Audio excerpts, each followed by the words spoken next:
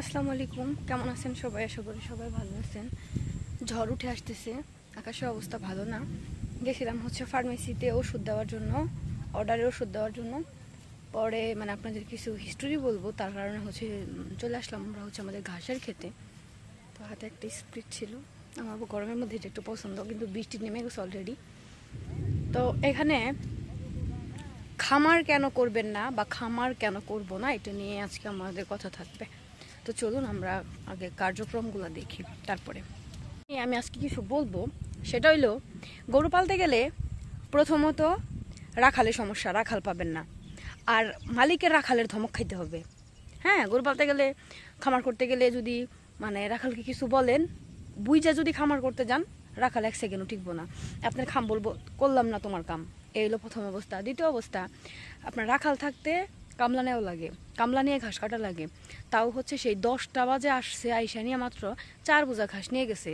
মানে কি বলবো, আসলে কিছু বলার নাই। আসলে এর জন্য আমি আপনাদেরকে বলি, গরু পালতে গেলে প্রথমত আপনারা করবেন, নিজেদের লোক দিয়ে খামার করবেন, নিজেদের লোক দিয়ে খামার করবেন। আর এবং হচ্ছে যাদের নিজেদের লোক নাই, তারা খামার বন্ধ করে দিয়ে আলু পোড়া দেখাবেন, তাও ভালো।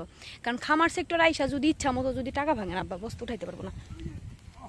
হাই রে, আব্বা শরীরটা ভালো নাই। কাশিকো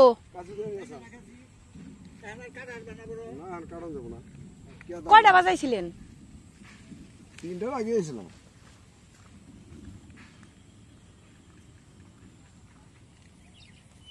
আর একদম কাটলে হয়ে গেত গা, ফুরে গেত গা।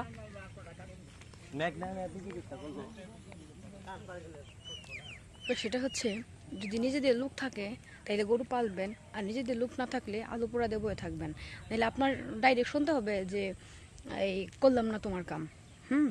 রাখাল থাকতে অন্য কামলা দিয়ে ঘাস কাটাইতে হবে।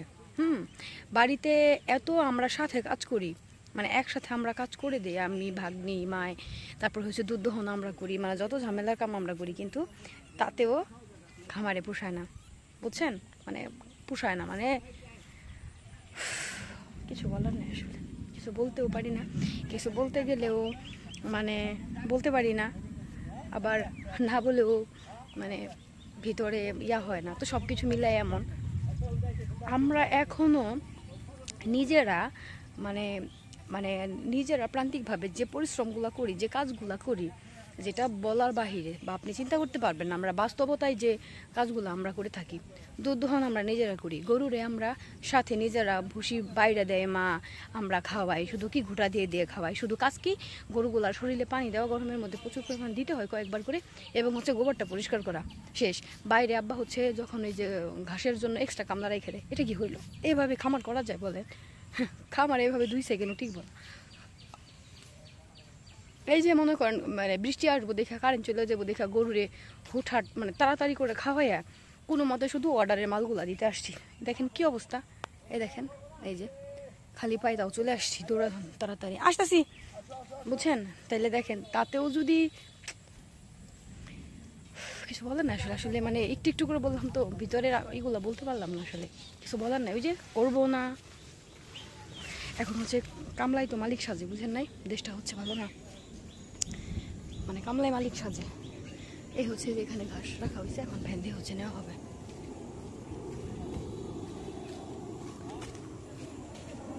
তো এই জন্য গরু পালতে গেলে বা খামার করতে গেলে খুবই সাবধানে খামার করবেন। হ্যাঁ, মানুষের উপর ডিপেন্ড হইয়া আসলে কোনো কাজই হয় না, বুঝছেন? নিজেদের লোক না থাকলে এক কথায় সেটা না করাই ভালো। কিন্তু আরেকটা জিনিস কি ভালো লাগে জানেন? আরেকটা জিনিস ভালো লাগে, আমাকে অনেক আপুরা কল দেন, এখানে কি যেন ভরছে, আমার বসি ভরছে মনে হয়। অনেক আপুরা আমাকে কল দেন, বলে যে আপু এই তাদের হাজবেন্ড, তারপরে হচ্ছে মাঠ পর্যায়ে, তারা মাঠ পর্যায়ে করতেছে বা দেশের বাহিরে থাকে, তাদের মধ্যে দেখলাম যে অনেক ভালো বন্ডিং। কি বলবো, এক কথায় অসাধারণ।